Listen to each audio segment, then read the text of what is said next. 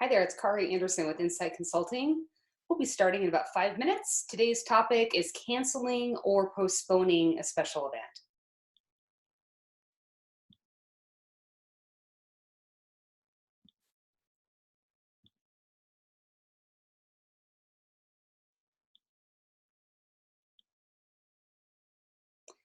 Hey, if you're just joining, it's Kari Anderson with Insight Consulting. I am so looking forward to spending about the next 45 minutes with you. If you've got some initial questions that you would love me to answer during the course of today's webinar, please do shoot them into the Q&A section. And if you are having issues hearing me, flag me as well, and I'll work on some audio. I appreciate you being here today. We'll get going in about 4 minutes.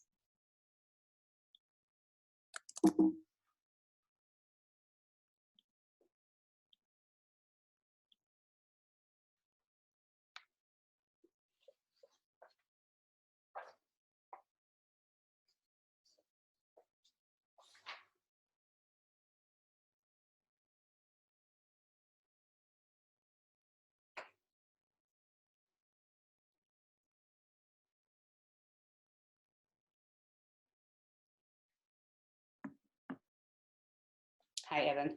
I think I'm good so far, but you can let me know if I'm behaving badly on technology.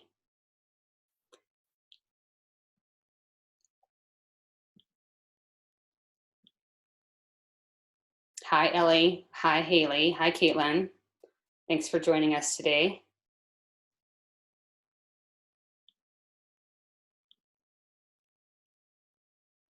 And we'll get going in about 3. Evan, while I got your ears, I will send you the link to the video after the call, and then you can get that posted in the mediums that you want to.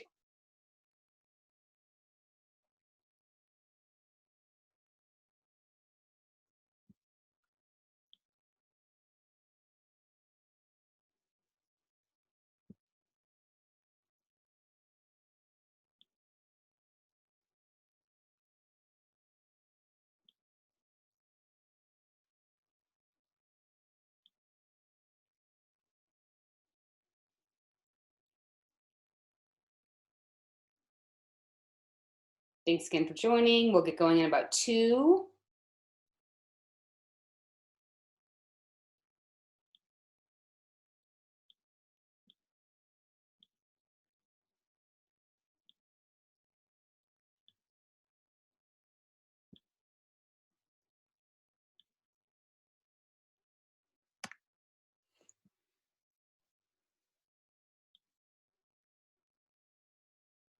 Hi, Kelsey. Thanks for joining us today. And Terry, thanks for being here. Okay, we got a couple more minutes, which means that you guys can grab a snack. I can't hear you anyway, right? So if you're chewing Fritos or guzzling some water, I can't hear you. Good news. I won't be doing the same thing. Bad luck on video. Okay, so for those of you just joining the party, hi Leslie.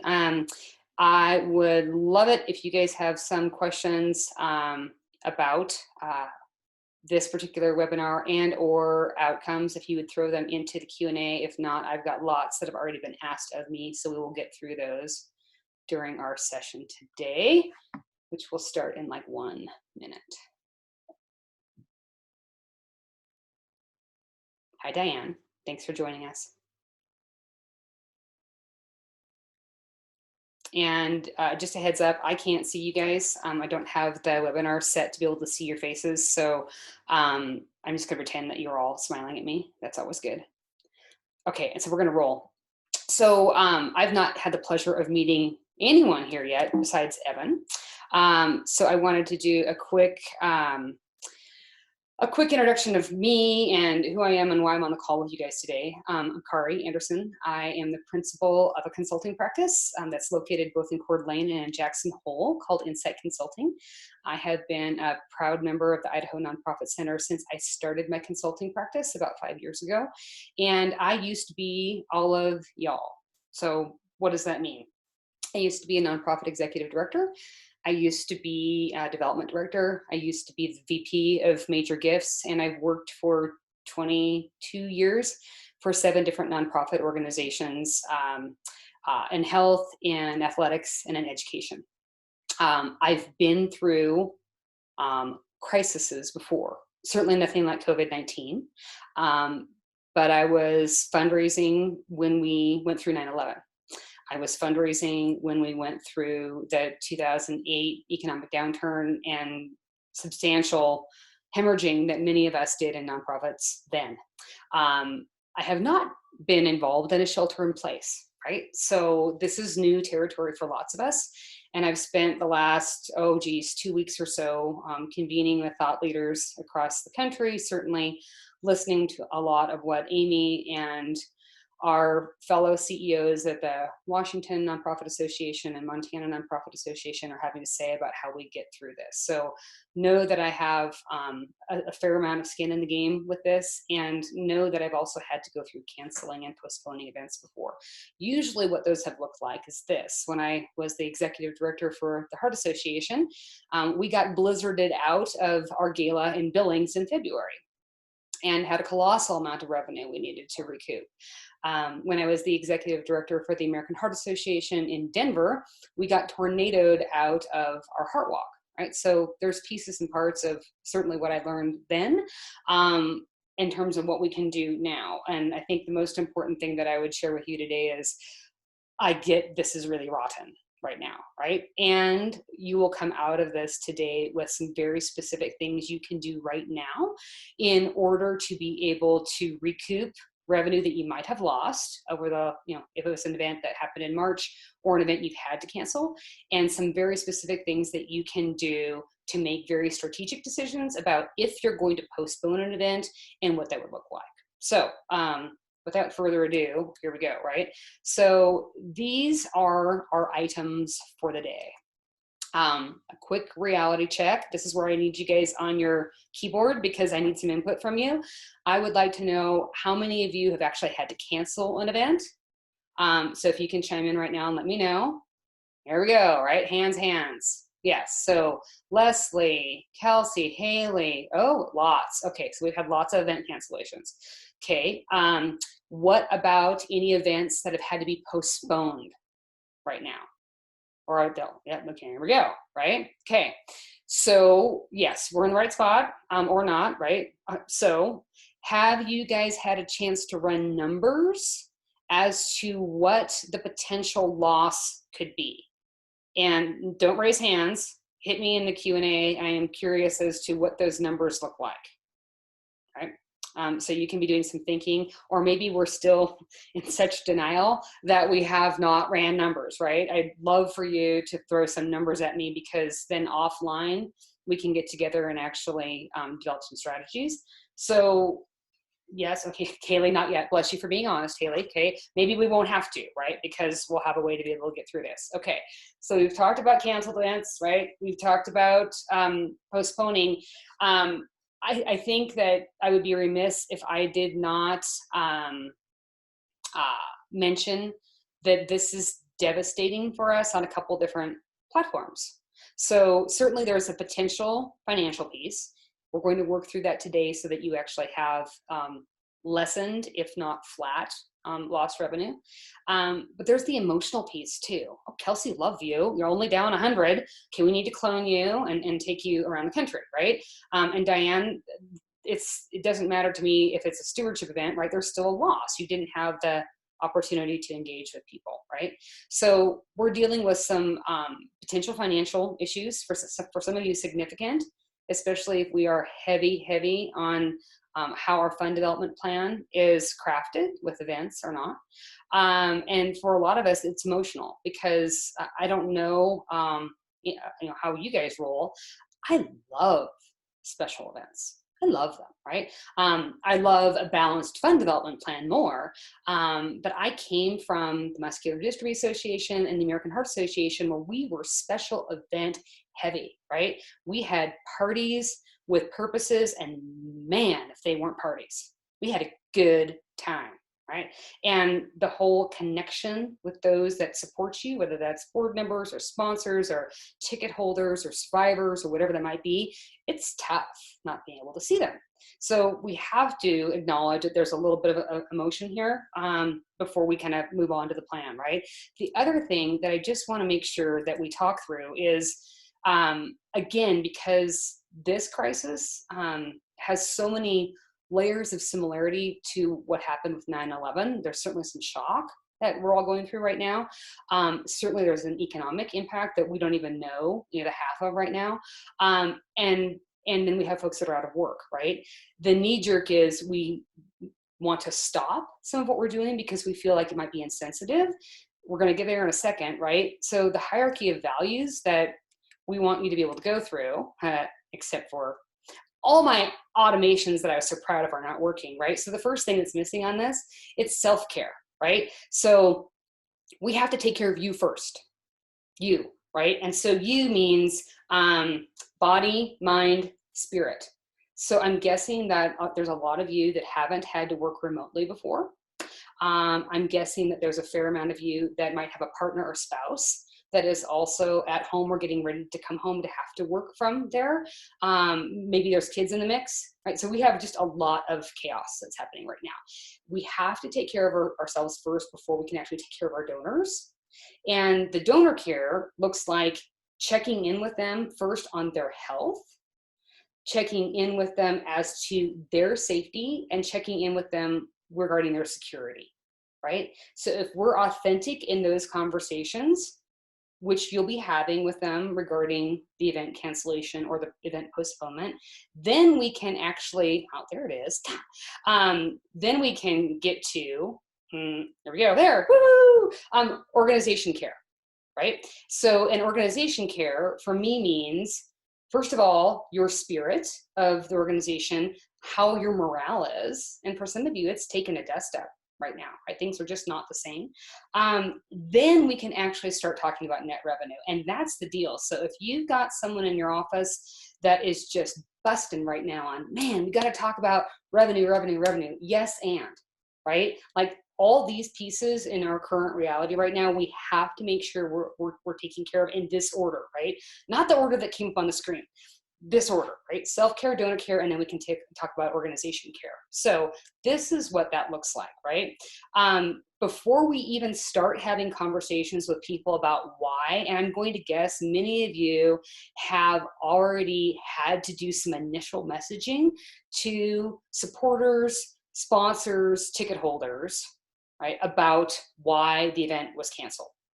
So I'm going to guess those communications, if they happened 24 hours ago or if they happened a week ago, there may not have been a ton of time to craft what I would call your COVID-19 story, right?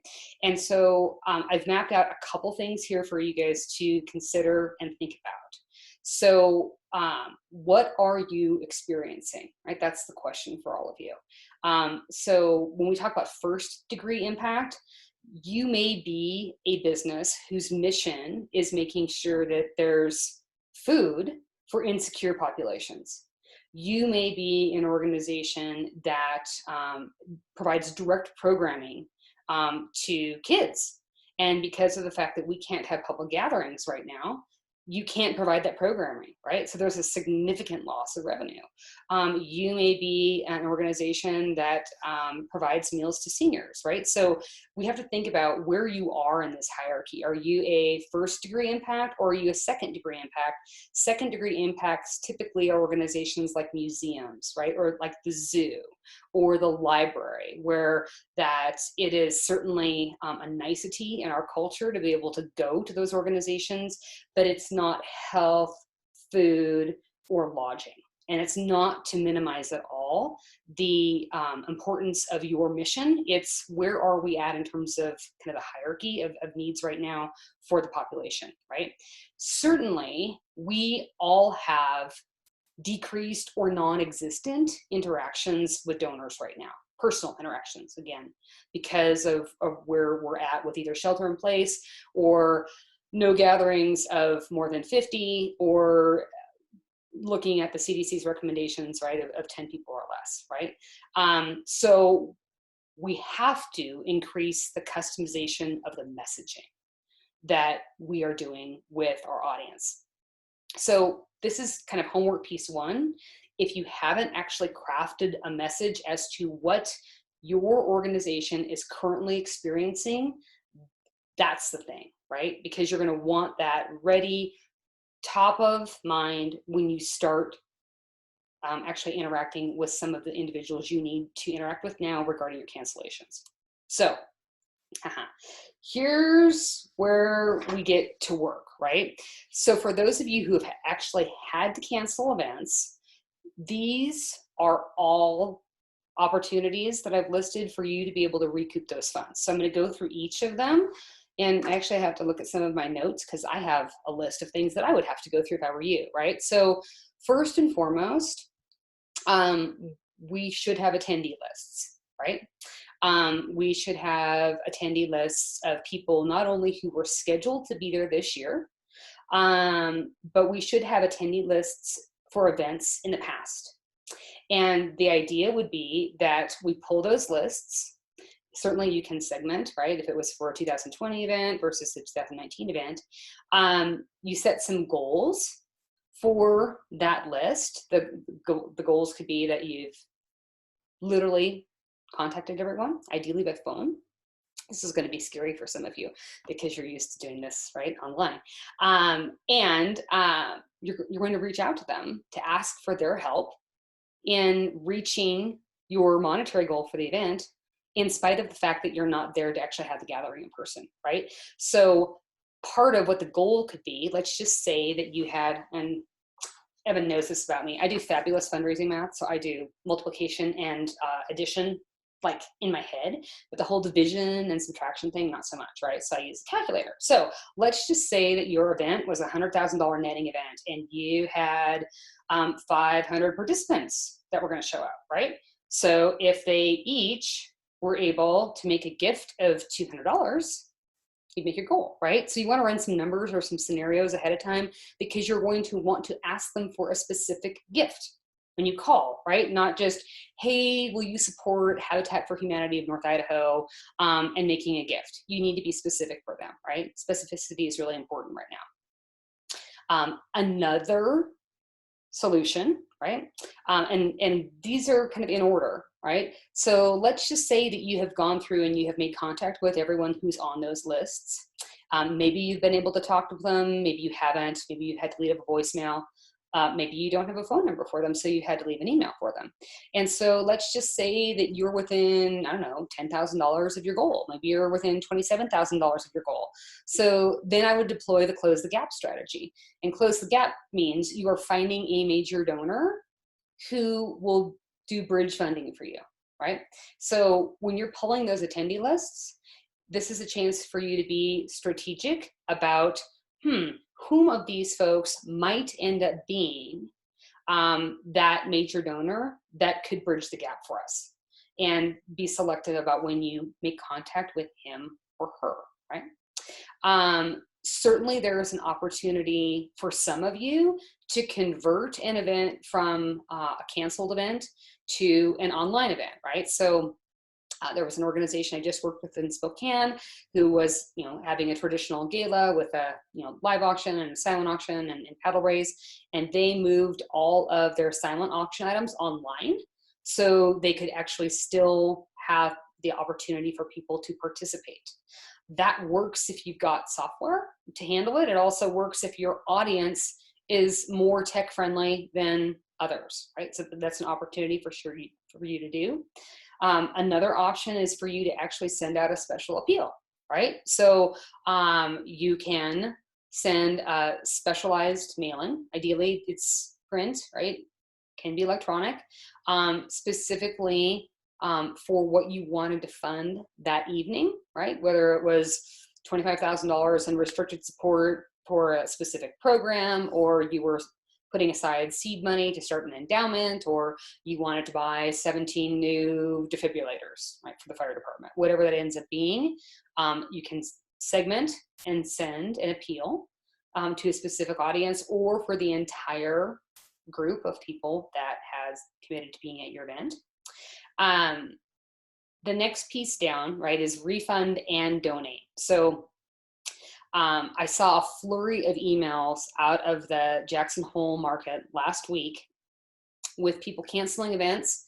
And literally in the first paragraph, they were saying, we will happily refund your money and we will, for tickets, and we will happily refund any of your sponsorship funds. And I was, I had a lot of emotions that went along with that, right? So certainly communicating with donors and certainly communicating with sponsors about the fact that we can't have this event is really important. And certainly offering to do the right thing in terms of refunding, because people weren't able to actually enjoy what they had purchased is really important. It's how we frame that conversation. And since I actually had to do this, I will explain to you how this works, right? So of course we want to make contact with donors who purchase tickets. Of course we would offer them the opportunity to refund their funds because they can't come to the fishing derby, right? Or to the gala or to the luncheon or to whatever that is. And we would want to respectfully say in that conversation, hey, Evan, it's Kari with the American Heart Association. I'm so sorry that we had to postpone or cancel our event on March 13th due to the pandemic. Of course, I would be absolutely thrilled to refund your fund, your ticket price, and we still have research that we need to fund, and our medical community is unstable at this juncture. Would you consider donating those funds instead as an outright cash gift in support of our work, right? And the refund is really important because, again, think of the tax ramifications for them. If you purchase a ticket for an event, you don't get to take the full tax benefit for that, right? Because you're receiving goods and services, drinks, food, entertainment, whatever that looks like. But if we refund it and they donate it to you, it's a 100% cash gift. And right, you have more funds that you actually can use. So that's a really important piece of that conversation. The other piece that's just so important with regard to this is having to do with your sponsors, right? So when someone chooses to sponsor an event, and again, if it's come from a certain pot of money from their organization, they are expecting some benefits from you. That could look like, if they were the presenting sponsor, their name has been all over all of your marketing materials for your event. Maybe there was signage that was going to be up in front of all of your event participants the day of the event. Maybe they were going to have FaceTime from the podium, giving opening remarks. Maybe they were introducing the band. Certainly, the captive audience that they were expecting is not going to happen, right? It's canceled, like the ship has sailed. You would have a similar conversation with them in terms of refunding their sponsorship funds for the event. And then you would say, or, right? This isn't a and, it's an or. And the conversation could go two ways. You could say, hey, Evan, we so appreciate that, XYZ's sponsorship of our crab feed, and recognizing we can't have the event and you're not going to have a targeted audience, I certainly can refund your sponsorship. And I have a proposal for you. Would you instead continue to commit the sponsorship to us and we market your organization to our entire membership or donor platform or supporters throughout the course of 2020? Right? So folks, we can do that, right? We have open for business 24/7 on our websites.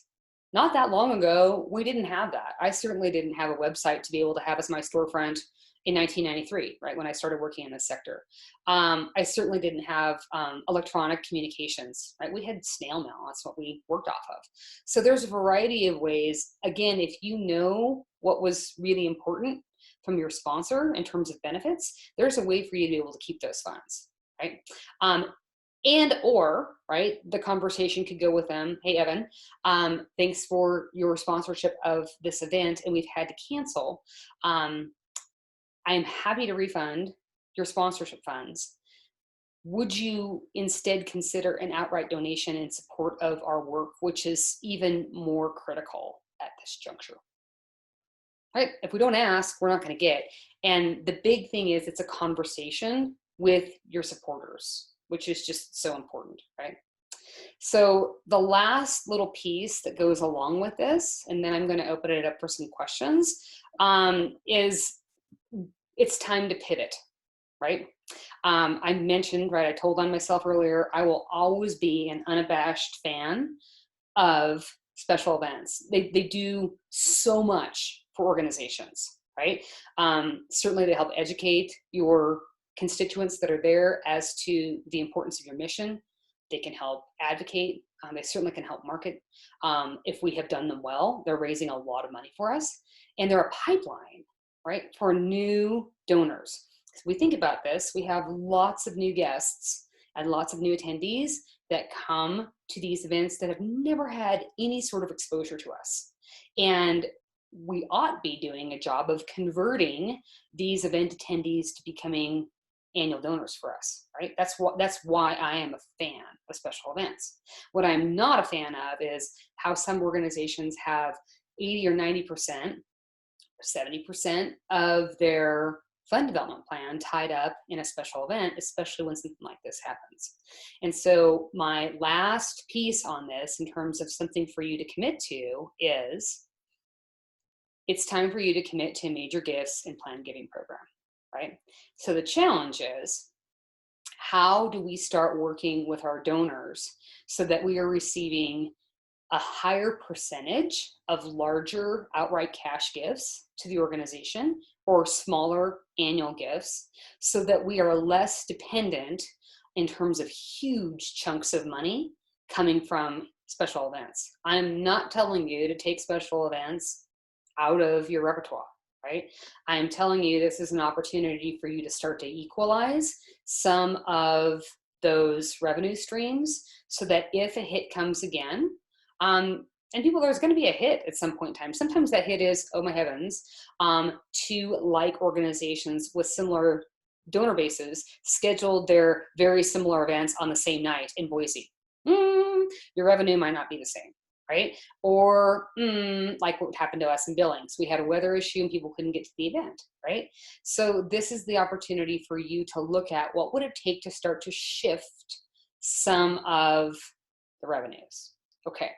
So I'm going to pause for a second. This is my question, and I'd love for you guys to think about this and start throwing some questions or some comments into the chat. So, what of any of these, you can answer this two ways, scares you, or what of any of these is a tactic that you can use right now to start feeling like you have some control over the situation? I would love to see anything in the chat, so you guys can pop anything in there when, and I'll answer it when I see it. Okay. All right, so I'll watch that and then we're gonna quick move on. So I have heard a couple of things from clients over the last week, and that is, we can't possibly be having conversations with people right now about money. It would be insensitive. Does that resonate with anyone?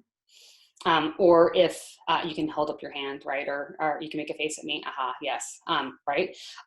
It's frightening, right? Because we sometimes are one of those donors, and it's a really interesting dance right now, because the knee jerk for us is we need to be good humans, right? And we see the news, we're news junkies in our household, and boy, if the news hasn't just been on, and I have to walk away from it at some point in time. I'm like, it's too much, and I'm generally not a panicked person, and I haven't panicked yet, but it just kind of starts to suck right on your head.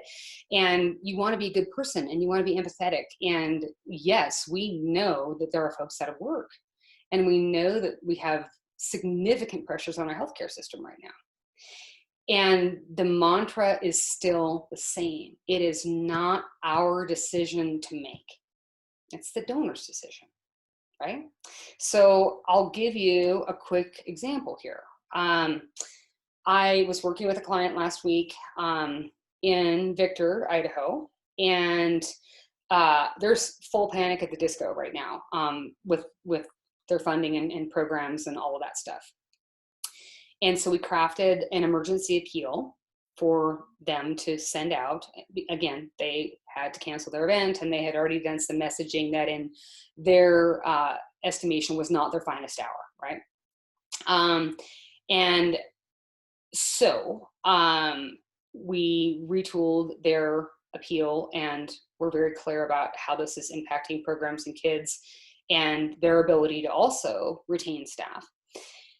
And the executive director sent it, and then ducked and covered because he was sure that there was going to be blowback on this. And within 24 hours, they had 27 donations, and he had one email that said, "Hey, how dare you?" Folks, we're going to get that, and we're going to get that at any point in time. But the bottom line is, right, it's the donor's decision as to how they engage with you. We have to remember that they're adults, right?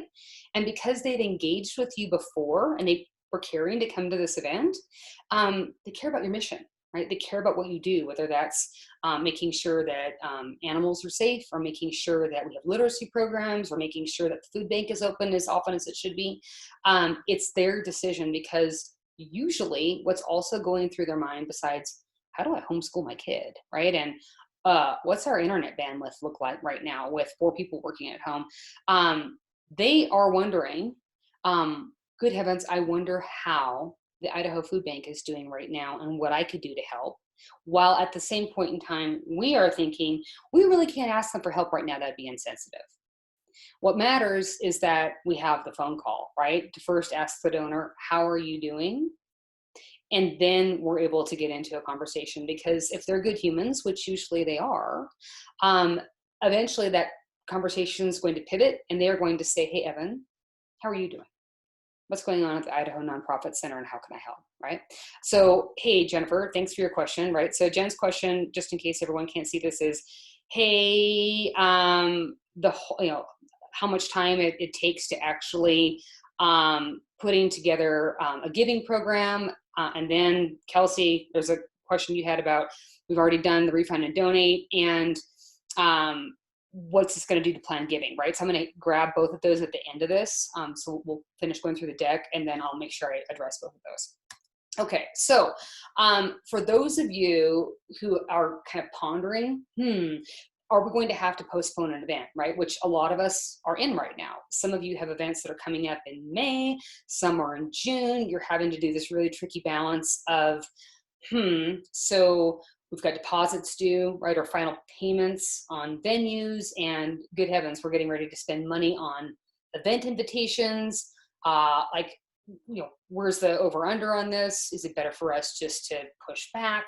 So here are some thoughts, right? Because again, we want to have some clear thinking objectively about how we choose to go about this, right? So here's the first if then. If the event is between now and May 31st, I think if I were in your shoes, I'd be postponing, right? Because the situation is just so fluid right now, right? We've got schools that are out in a variety of places. It seems to vary by jurisdiction right now. We get schools that are out for some places until first week in April, some that are out to the end of April, some that are out for the rest of the year. Right, and it just changes all the time. We have folks that are losing jobs.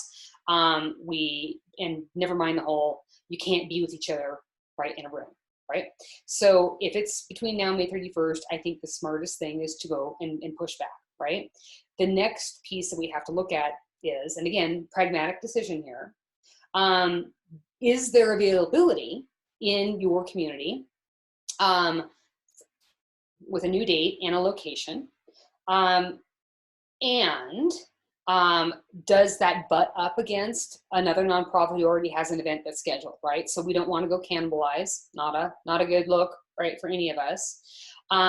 If you do postpone, this is the time we also need to be building a contingency plan, right? Because there might be the possibility that you can't have that event, right?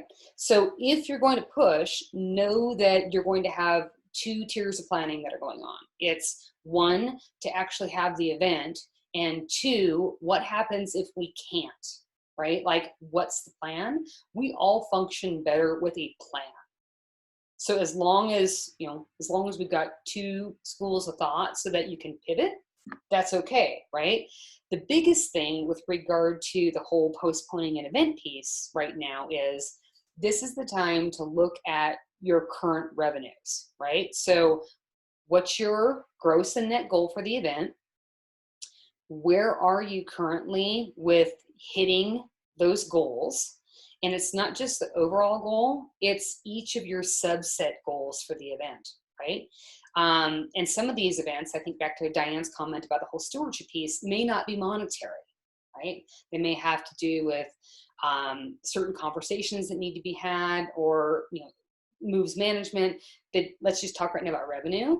So the way that I was trained way back when, right, with special events, is that we had sub goals for each of our fundraising events, right? So when I think of our galas for the Heart Association, we had a sponsorship revenue goal, we had a ticket goal, and we had a couple tiers of tickets.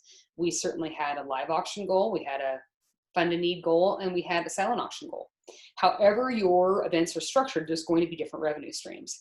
And the best possible scenario for all of you, and again, COVID off the table, but certainly for COVID here, is hitting your event net before you get to the event date.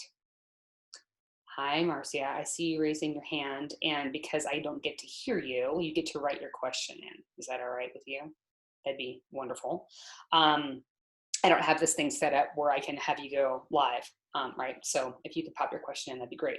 So let me give you a couple of examples with this, right? And again, I'm taking COVID off, and then we'll layer COVID back in.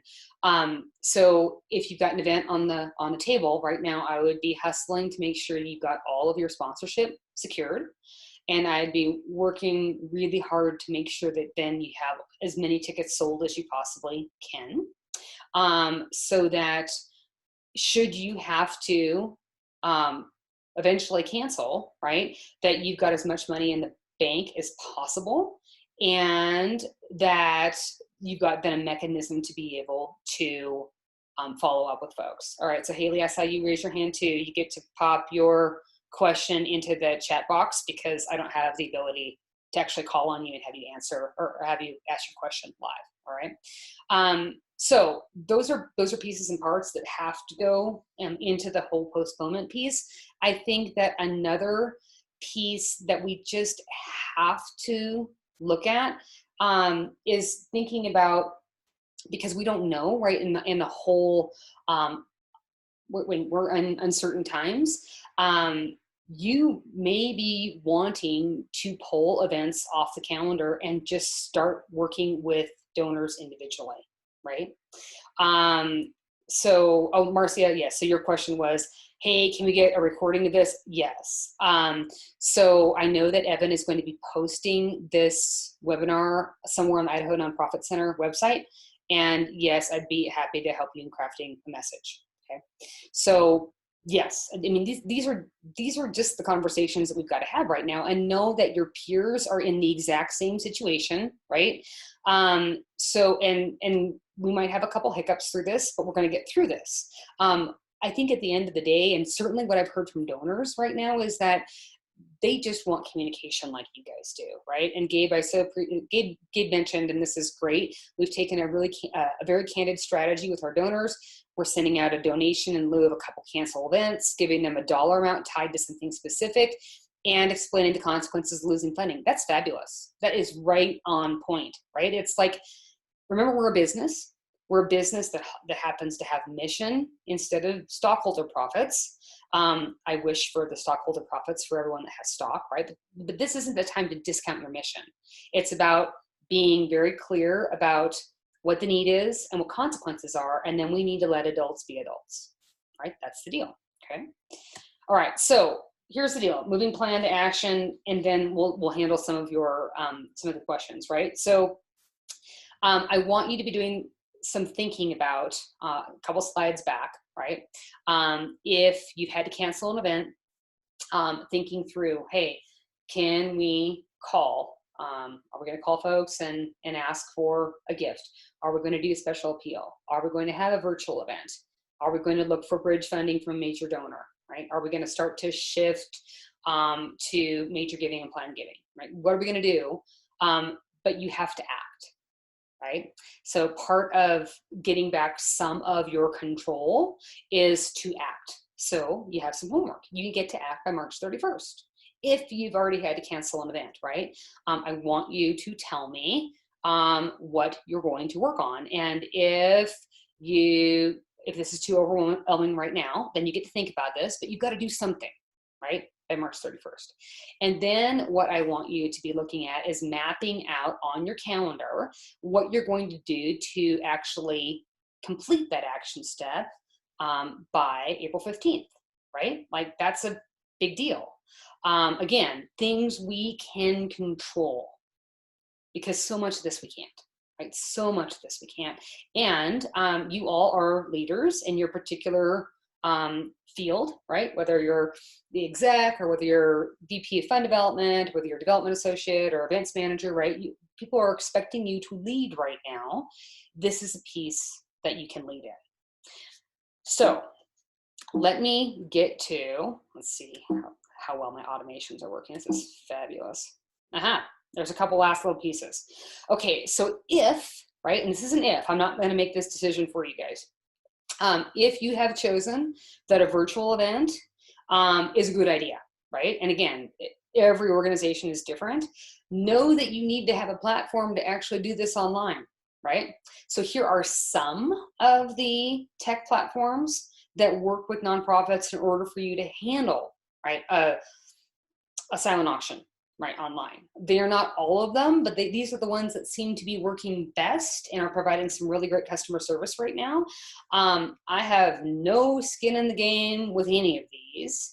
I do have certain thoughts about this, but I'm gonna keep those to myself. This is if you decide to do virtual, right? Just know that you can't go have an online auction unless you've got a platform to do it. And I don't know that the online auction is the smartest thing to do right now in light of what we've seen in terms of people needing to not spend money. Again, this is part of it's a discussion to have in terms of do we or do we not do this, right? Because again, people would be buying a thing at usually 30 to 40% of its value rather than you asking for an outright cash donation, right? So that's just me. So the last little nugget with regard, and this is kind of your filter, right? With regard to, do we do a virtual event? So what was the purpose of our original event, right? Whether it was a fabulous event and that was in Spokane that was just canceled, bourbon and bacon. Man, I was going to be there. That just sounded wonderful to me, right? And it happens to be for a great organization called Teen and Kid Closet. So providing clothes for foster kids, right? Great spot. But what was the purpose? Who was your audience at your event? Because again, driving folks to your website to do a virtual auction, if your audience isn't very techie, that's not going to go well, right? And then you would end up having event software to go along with it. Okay, so I'm going to get to some questions. Some of you may bump off and some of you may not. This is how you find me, right? So Evan knows this, but I'm just going to verbalize it here. It will be back in the deck. If you go to my website, right, there is a tab in there that says contact. And there's a little button that might become all of your friends, right? So every Monday, I reserve Mondays for something that I call nonprofit therapy. It might come in handy right about now, right? They're free calls. They will always be free. It does not matter how many times you use them. You can block a half an hour with me and we can talk through anything that you need help with, right? So some of this conversation today, you may need to take back to your group. And I think that, someone wants, Marcia wants help potentially writing a message, right? So then she'd book a call with me and we'd figure that out. So use this, right? My job is to help you right now. And now I'm going to get to some questions. Okay, so, and some of you might have more, but let's do these in order. Okay. Jen Newman, hello Jen Newman, says, hey Kari, I'm concerned about the amount of time it takes to establish a giving program. We just got Bloomerang, yay. For those of you who don't know Bloomerang, it's this fabulous donor database. So we've got the infrastructure, again, yay, right? You have a system, but we're just getting started on dialing in our giving program. Okay, so Jen asks a very valid question that some of you may not have been brave enough to ask, right? And that is, oh my God, where do I spend my time, right? So what we know is if you do not start this, you will never recoup results, right? So I don't want you guys to be thinking about, and Jen, and with you guys in particular, right? You're going to be starting small. And so small is what we would call grassroots donors. And that you would be starting with what we would call annual giving or an annual appeal, right? So usually what that looks like for our small and mighty nonprofits is that you will map out on your calendar 4 to 5 times during the course of the year that you are going to be engaging with donors making an ask, right? Some of these would be print and some of these would be electronic. And there's no such thing of only asking people for money once a year, right? Again, adults, they will make the decision when it is best for them, right? Typically, we see a huge influx of appeals happen between November and December because we are programmed in the United States to give because it's the charitable thing to do during the holidays. It should be more often, right? But in order for it to be more often, we actually need to be communicating with potential donors more often than that, right?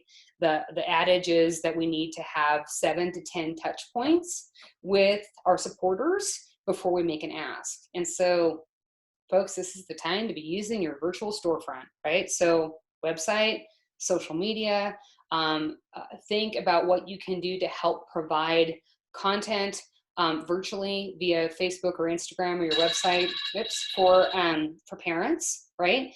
Since they've got kids at home, like what can you do to be a helper right now? To use Mr. Rogers' term, right? What can you do to be a helper? But you've got to start, right? Because Jenny, to your point, because you have Bloomerang, or for any of you, whatever sort of donor database you have, because you've got a system, once people start to give, you'll be able to see trends, right? Do people prefer to give online? Do they prefer to give monthly? Is there a certain time of year they give? Do they prefer to give via the mail? And then you're going to be able to start to see, oh, well, they've actually increased their gift, right? So as people start to increase their gift, they would eventually pop into what we would call a major gift. But if we don't start that process now, it's never going to bear fruit. And the worst possible thing is that you stop doing this now. Because if you stop either with acquiring donors through your events, right? Or actually cultivating those newer donors, it takes years to recover from this. And what we're starting to see is some knee-jerk reactions by boards and from executive directors of cutting development staff. Folks, we got work to do, right? So you would start that. So Jen, if you want, hit me on my calendar, right? And we can actually map out how we would go and do that. And if you've got another question, right, type it in there because I can see your hand up, but I can't see your mouth, okay? All right, so Gabe, I would love for you to shoot me or shoot Evan an email as you track how your donation request went. So everyone, right, Gabe said, hey, we've been very candid with our donors. He sent out a donation request in lieu of the events, and he's given them a very specific dollar amount to consider.